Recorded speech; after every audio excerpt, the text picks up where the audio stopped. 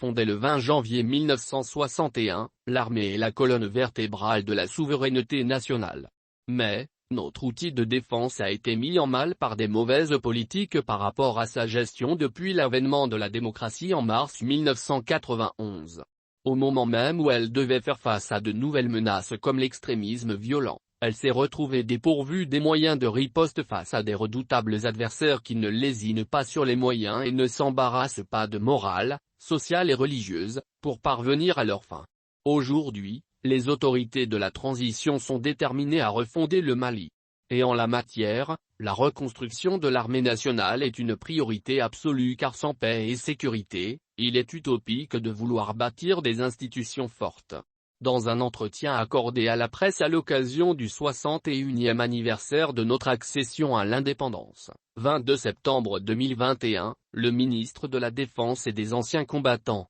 colonel Sadio Camara, a évoqué cette reconstruction à travers des réformes courageuses et ambitieuses en cours. Le Mali fait face à un défi sécuritaire depuis plus d'une décennie. Qu'est-ce qui est envisagé au niveau de votre département pour sécuriser voire stabiliser le pays? Colonel Sadio Camara, pour comprendre et évaluer objectivement l'engagement des forces armées maliennes, FAMA, sur le théâtre des opérations, il faut se rappeler qu'en 2012 une horde d'individus sans foi ni loi a envahi notre pays avec le dessein affiché de détruire notre nation, la plongeant ainsi dans l'une des plus graves crises de son histoire. À la fois politique, institutionnelle, sécuritaire et sociale, cette crise a ébranlé les fondements même de l'État et mis à rude épreuve nos forces de défense et de sécurité. Elle a aussi et surtout révélé de profonds dysfonctionnements de notre outil de défense qu'il fallait impérativement et urgemment corriger pour reconstruire notre armée, la moderniser et l'adapter aux besoins de sécurité du pays afin que ce qui est arrivé ne se produise plus jamais. C'est dans ce cadre que les autorités du pays ont ouvert un vaste chantier de reconstruction des forces armées avec comme objectif prioritaire, assurer efficacement la défense du territoire national et de la population, réussir les missions de sécurité publique, performer dans les opérations militaires spéciales, protéger les institutions publiques et protéger les populations contre les risques ou fléaux de toute nature et contre les conséquences d'un conflit éventuel. La réalisation de ce vaste et ambitieux chantier de reconstruction de notre armée, on peut le deviner facilement, prendra du temps et nécessitera des sacrifices humains, matériels et financiers énormes que l'État s'est engagé à mobiliser. Cet investissement important, malgré les difficultés économiques et les moyens limités de l'État et malgré le contexte hostile marqué par des attaques répétées contre ses bases, a permis aux forces armées maliennes de prendre le chemin du renouveau en disposant aujourd'hui des ressources humaines, matérielles et financières suffisantes pour mener à bien sa mission de protection et de stabilisation du territoire.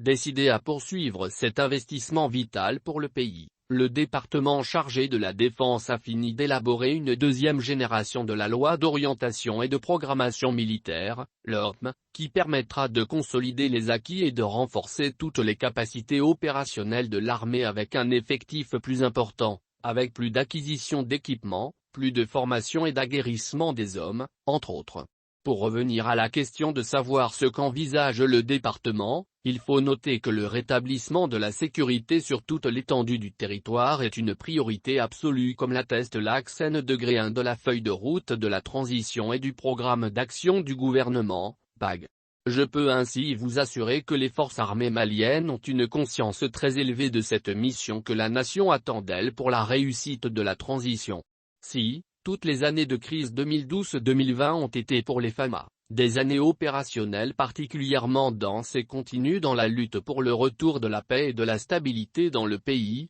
2021-2022 sera encore plus exigeante et plus difficile puisqu'il s'agira, en plus de ces missions régaliennes, d'accompagner et de sécuriser le processus électoral engagé, dont dépendra la construction du Mali nouveau que tous les Maliens appellent de leur vœu. Notre pays, comme vous le savez, est très vaste avec un relief parfois hostile. Ceci explique pourquoi le maillage territorial par les forces est insuffisant, l'armée ne disposant pas encore de toutes les capacités lui permettant d'être partout et en même temps dans toutes les localités du pays. Pour faire face à cette contrainte, nous avons adopté une posture engagée, dynamique et adaptée au contexte qui nous permet de déployer suffisamment de forces de façon progressive, dans les zones affectées par l'insécurité afin de détruire les groupes armés terroristes, GAT, leurs camps d'entraînement, leurs dépôts logistiques et les chasser des zones qu'ils occupent pour y installer les forces de sécurité et faire face à l'insécurité résiduelle. Pour ce faire,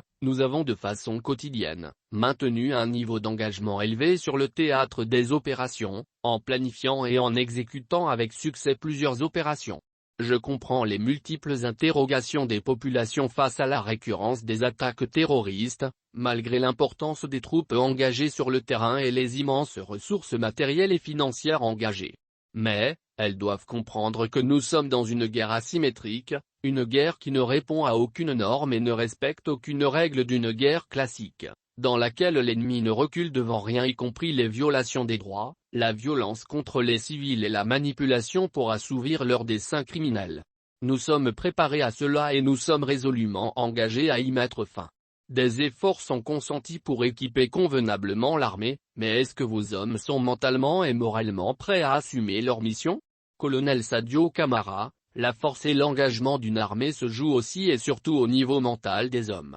Ceci est incontestablement un facteur multiplicateur de la montée en puissance des forces. Sur ce plan, beaucoup d'actions ont été initiées et ont porté des fruits. Il s'agit, entre autres, de l'adoption d'une politique volontariste de recrutement qui a permis d'améliorer et de rajeunir les effectifs, de la moralisation et la décentralisation du recrutement qui ont permis de recruter essentiellement des hommes et des femmes qui ont choisi volontairement le métier des armes et qui en ont la vocation. En plus, la relecture du statut général des militaires a permis d'octroyer des avantages inédits aux militaires, 10 ans de salaire aux ayants droit des militaires tombés en opération ou en mission commandée, 5 ans de salaire en cas d'infirmité irréversible handicapante pour permettre aux grands blessés réformés de se reconvertir dans la vie civile, des primes de logement et d'opération. Au-delà de ces avantages, la saine distribution des récompenses et des punitions contribue également au réarmement moral des troupes, car elle démontre l'équité et la justice dans le traitement des hommes.